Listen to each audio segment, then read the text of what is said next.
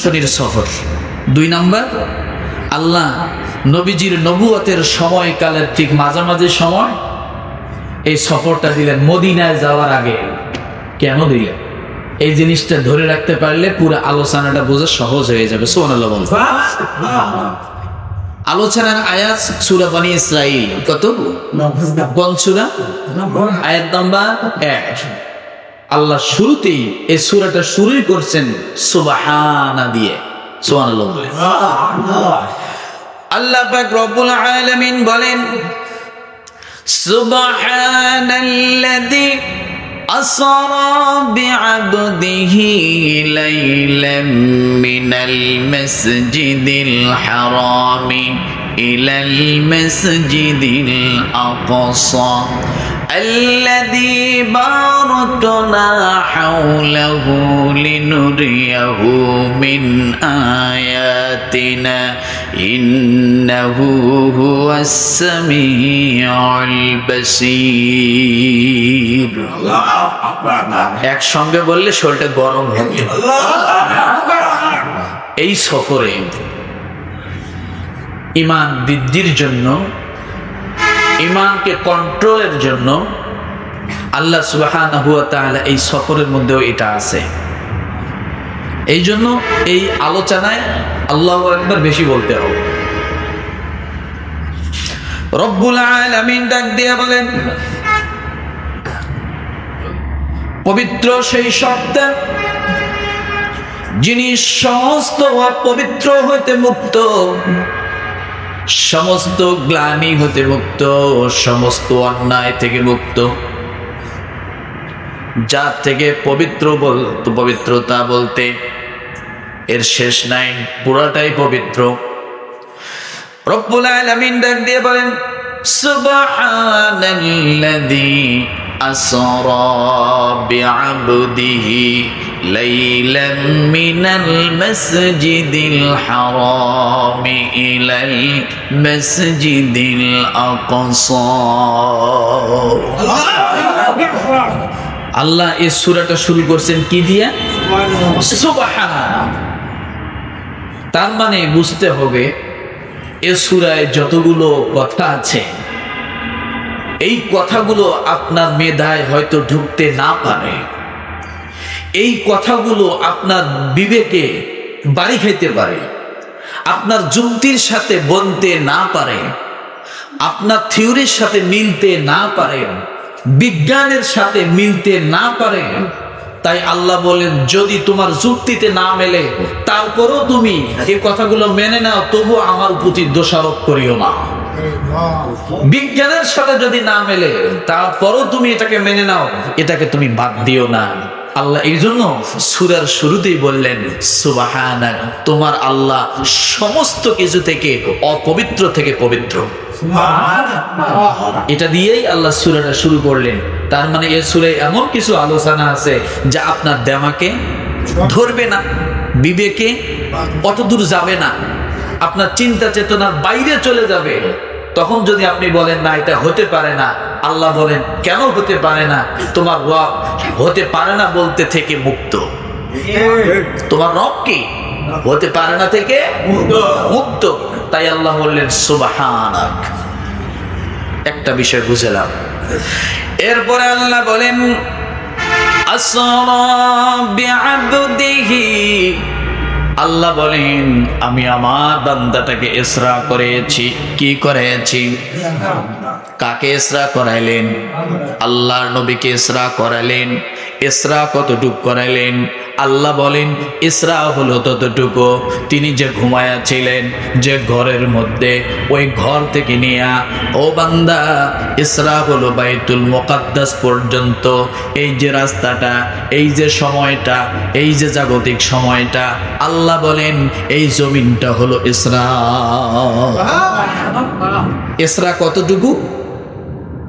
এখানে 2টা ভ্রমণ আছে, এই জন্য একটা আলাদা করে দিলাম যাতে আপনাদের বুঝতে সহজ হয়। ইসরা কতটুকু? ইসরা হলো কাবা থেকে নিয়ে বাইতুল মুকাদ্দাস পর্যন্ত এই সময়টা যে রাসূল মেরাজের রজনীতে যাওয়ার জন্য চলছেন, এটাকে কি বলা হয়েছে? ইসরা। এখানে 4টা ঘটনা আছে। কয়টা ঘটনা? আল্লাহ পাক রব্বুল আলামিন ইসরা বুঝালেন এতটুকু, বাইতুল মুকাদ্দাস এবং মসজিদুল হারাম। আল্লাহ সে কথা বলেছেন মিনাল মসজিদিল হারাম ইলাল মসজিদিল আকসা, মসজিদ আকসা পর্যন্ত এই সময়টুকু রাসূল যে ভ্রমণ করেছেন, চলাচল করেছেন, এটার নাম হলো ইসরা। এখন কথা হলো এই ইসরা আল্লাহ করাইলেন। আপনি প্রশ্ন করতে পারেন, আপনার প্রশ্নের জবাবগুলো আমি আগে দিয়ে যাই, তারপরে ঘটনা বলবো। এখানে আল্লাহ তাআলা কি বললেন? বিআবদিহি। এখন বলেন বান্দা কাকে বলে, আব্দ কাকে বলে? আব্দ হলো উত্তমের উত্তম। আব্দ কাকে বলে? উত্তমের উত্তমকে আব্দ বলা হয়। আবার আব্দ আল্লাহ গাছকে বলেন নাই, আব্দ আল্লাহ সাগরকে বলেন নাই, আব্দ আল্লাহ নদীকে বলেন নাই, আব্দ আল্লাহ পাহাড়কে বলেন নাই, আব্দ আল্লাহ মানুষকে বললেন। কাকে বললেন? অর্থাৎ যার বডি আছে, আর যতক্ষণ পর্যন্ত তার সেই রূহ তার ভিতরে আছে, এই রূহ যে ভিতরে থাকে, যে বডির মধ্যে যতক্ষণ জিন্দা থাকে, তাকে আব্দ বলা হয়। বডি এবং রূহের সমন্বয় একটা মানুষ, তাকে কি বলা হয়? আব্দ বলা হয়।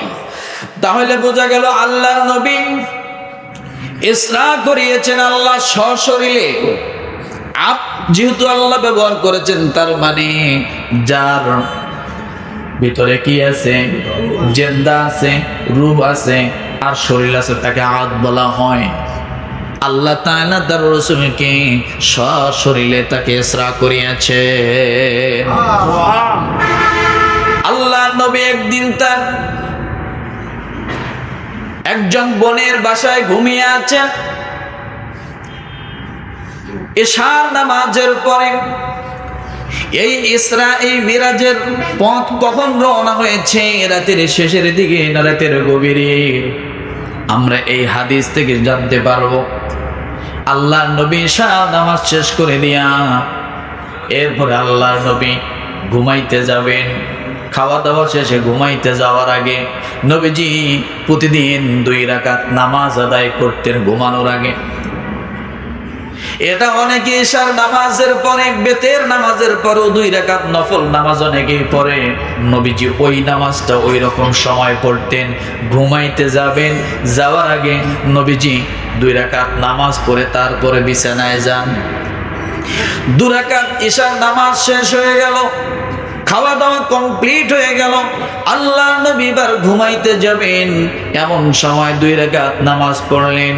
নামাজ পড়ে নবীজি ঘুমাইলেন। এখনো তন্দ্রা ঘুম হয় নাই। ঘুম এবং তন্দ্রার মাঝে পার্থক্য হলো, যখন শুধুমাত্র চোখটা ঘুমায়, কানটা ঘুমায় না, সেটার নাম হলো তন্দ্রা। তন্দ্রা এবং ঘুম, এটা পার্থক্য করেন তো দেখি। তন্দ্রা কাকে বলে আর ঘুম কাকে বলে?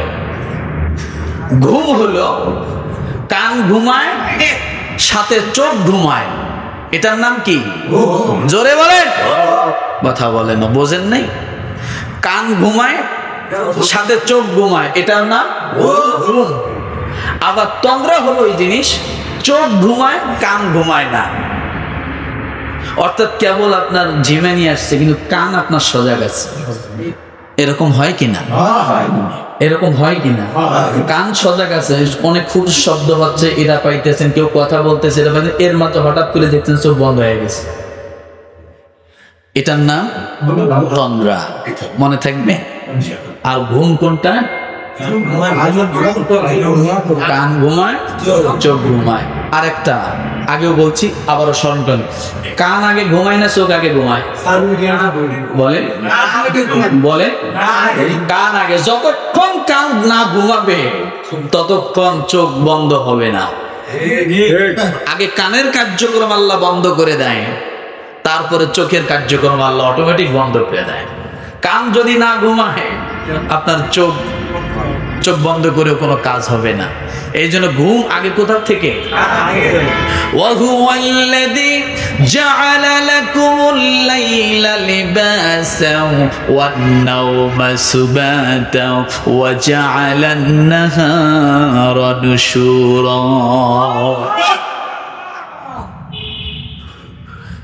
তাহলে আল্লাহর কত বড় নিয়ামত। আমরা শুধু জানি চোখে ঘুম নাই, চোখে ঘুম নাই। আর ভাই, চোখে ঘুম তখন আসবে যখন কান ঘুমাবে। কান যতক্ষণ তার কার্যক্রম থাকবে, সজাগ থাকবে, চোখের ক্ষমতা নেই ঘুমানে। শুধু আসবে কিন্তু ঘুম হবে না। আমার ভাইরা,